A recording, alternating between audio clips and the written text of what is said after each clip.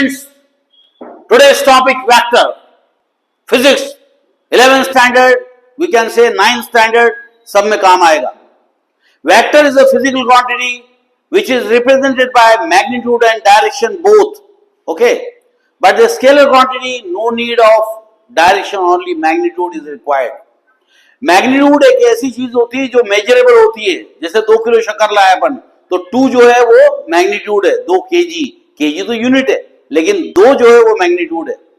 अगर आप 50 किलोमीटर गाड़ी चला के चले गए तो 50 जो है वो मैग्नीट्यूड है. तो ऐसी फिजिकल क्वांटिटी जिसके अंदर सिर्फ मैग्नीट्यूड आता है और डायरेक्शन नहीं आता, वो स्केलर होता है, और जिसके अंदर डायरेक्शन और मैग्नीट्यूड दोनों आता है वो वेक्टर होता है.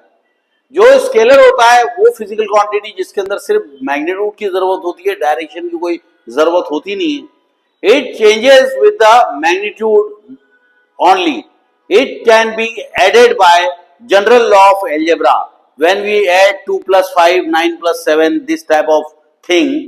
Now mass, distance, speed, density, temperature, electric current is a tensor quantity, but we consider it is a scalar. Work, pressure, all are the scalar quantity. But the vector, the physical quantity which is represented by magnitude and direction both, that is called vector, and represented by this side. This shows the magnitude and this shows the direction.